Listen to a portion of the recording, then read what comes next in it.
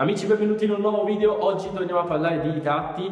Finalmente, dopo tanto tempo che non giriamo un video sui ritratti, oggi torniamo a farlo e parliamo di ritratti e colore.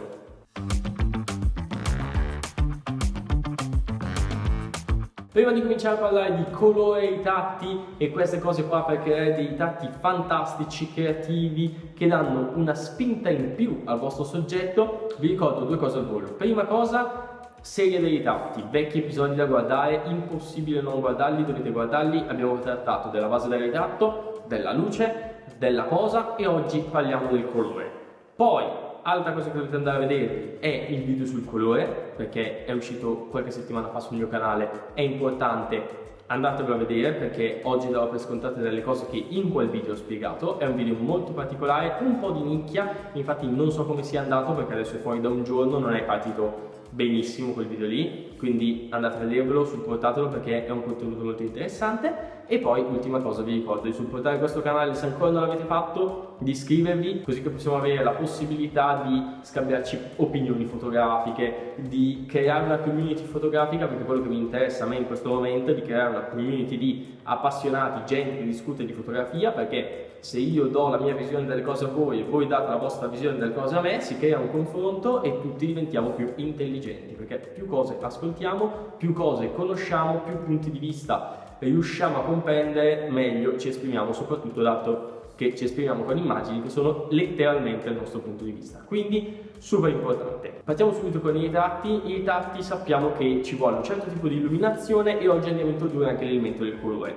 Nonostante l'illuminazione sia una cosa da studiare al millimetro, con degli schemi ben precisi e che esprime un carattere ben preciso del nostro soggetto, il colore è ben più complicato, perché il colore dà una personalità ulteriore a quello che danno luce e ombre, che ci danno una tridimensionalità, una drammaticità e un tono rappresentativo. Il colore d'altra parte invece può raccontare il nostro soggetto anche in vie traverse in cui la luce non riesce ad arrivare.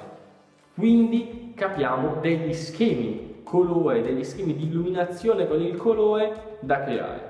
Infatti ragazzi, quando noi parliamo di ritratti colorati dobbiamo ricordarci che noi non è che andiamo a colorare il nostro soggetto, cioè oddio, c'è chi lo fa, ci sono delle cose con dei make-up artist che si possono fare, però quando parliamo di ritratti colorati noi andiamo a colorare la luce, letteralmente, e degli schemi di luce che magari non funzionerebbero a luce neutra perché magari vanno a creare delle ombre non molto piacevoli, delle cose così, andando a colorare le luci e andando quindi a creare anche dei colori contrasti con le ombre, si può creare qualcosa di intelligente. Per questo motivo la prima cosa che facciamo è parlare di color blocking, quindi blocchi di colore. Dove? Sul viso del nostro soggetto. In che modo? Utilizzando due luci. Infatti l'attrezzatura di base per lavorare con i colori sono luci, gelatine e tanta fantasia. Nel color blocking andremo con due luci vicine al nostro soggetto a creare dei giochi di colore sul suo volto senza che i colori si mischino. Com'è possibile questa cosa? Beh, tenendo le luci vicine al nostro soggetto, perché se noi teniamo le luci vicine al nostro soggetto,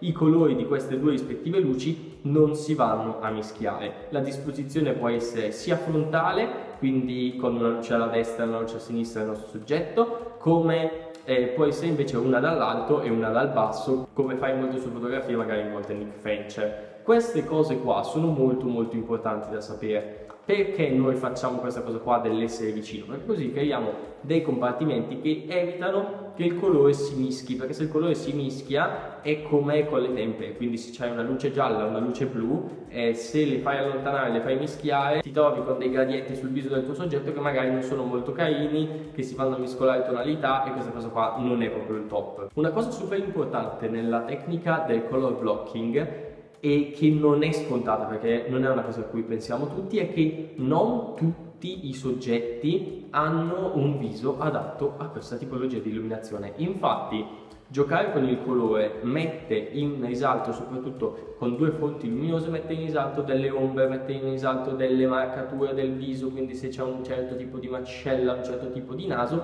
questa cosa qua si verrà a notare. Quindi prima ancora di studiare il set con quel modello e programmare lo shooting in questo modo e utilizzare questa tecnica, dovete ricordarvi che non tutti stanno bene con questa tecnica di illuminazione, quindi voi potete fare un color blocking perfetto, ma magari il vostro modello ha dei tatti che non si predispongono a questa tipologia di illuminazione e voi siete punto a capo perché le fotografie verranno male, perché voi magari non riuscirete a valorizzare il vostro soggetto. Un'altra cosa che vi ricordo è che la formula perfetta per creare il color blocking perfetto è 2 luci e poi macchina fotografica in mezzo, fate mille fotografie, continuate a spostare il modello, la modella, diremo la modella perché sennò ogni volta dire modello, la modella che due palle, diremo la modella. Ricordatevi quindi di spostare la modella e giocare con le luci, come cadono le luci, come cadono le ombre, di che colore facciamo una cosa, di che colore facciamo un'altra, e non date 2 colori a caso. Infatti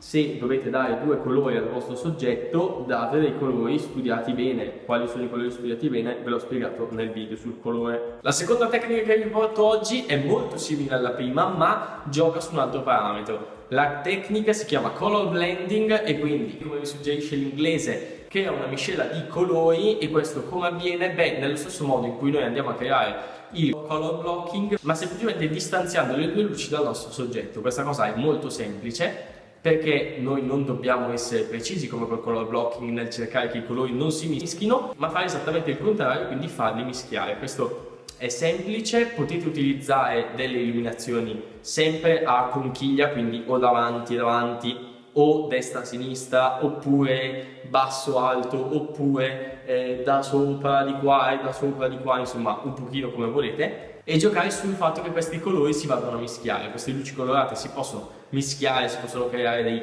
giochi di colore sul volto del vostro soggetto o sul vostro soggetto in generale, se lo prendete in alto, se lo prendete intero, se lo prendete a mezzo busto. Quindi questo può essere super interessante, amici. Anche qua giocate, sperimentate, abbinate i colori nel modo giusto e cercate di creare qualcosa di particolare. Anche qua non tutti i soggetti sono adatti a tutti i colori e non tutti i soggetti vengono bene con le stesse tonalità, quindi state sempre attenti. Terza tecnica con cui giocare invece super interessante è il color bouncing. Come funziona il color bouncing? Come può suggerire il nome? Come può suggerire la conoscenza dell'inglese che avete pregressa? Bouncing del color bouncing, quindi rimbalzo del colore, ok? Questa cosa qua come si ottiene? Puntando la nostra fonte luminosa contro una parete, contro un qualcosa di colorato, e la luce riflessa da questo qualcosa di colorato, da questa superficie colorata, viene utilizzata come luce principale per illuminare il nostro soggetto. Quindi se noi prendiamo una luce neutra, quindi di un flash, sflashiamo contro una parete rossa, un foglio rosso, un qualcosa di rosso, e poi questo flashata rimbalza sul rosso e va a impattare il viso della nostra modella, la luce che va a impattare il viso della nostra modella sarà rossa e quindi potremo giocare con questa cosa.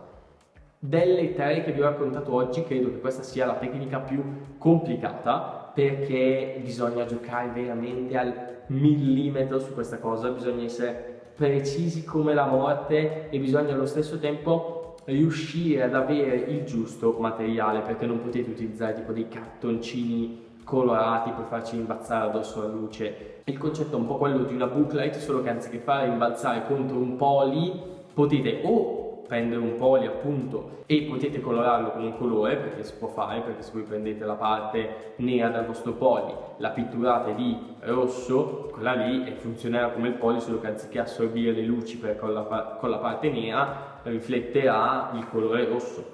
E poi potete di conseguenza andare a creare una booklight come sparando la luce contro il poly, dal poly riflesso filtrarlo attraverso una tenda, e questo qua creerà una luce colorata e soffusa. Non è facile ragazzi questa cosa qua, perché potete creare o un color blending o un color blocking giocando con 2 di queste rispettive cose. Voi potete prendere 2 fonti luminose, spararle contro i poli riflettono contro le vostre 2 modelle, 2 tonalità diverse, e vanno in un certo modo a giocare con le luci, le ombre, vanno a riempire, vanno a mischiarsi o vanno invece a rimanere settoriali.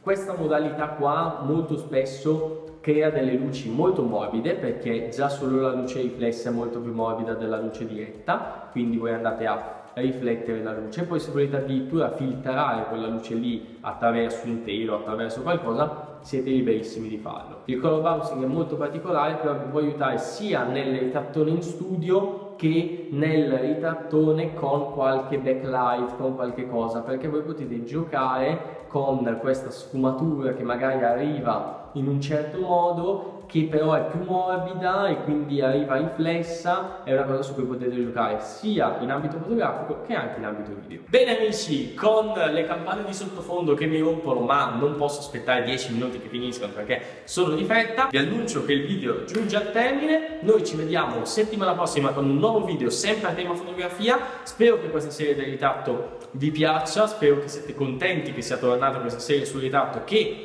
ha fatto un po' anche la fortuna del mio canale per alcuni periodi e che sono contento di portare avanti. È una cosa specifica, andiamo sempre più nel particolare, perché con la posa siamo andati nel particolare, oggi entriamo nel particolarissimo. Quindi per sapere l'argomento del prossimo video, iscrivetevi, lasciate un commento, supportate il canale e la serie del ritratto, perché io vedo che vi piace e mi sbatto per creare nuovi contenuti.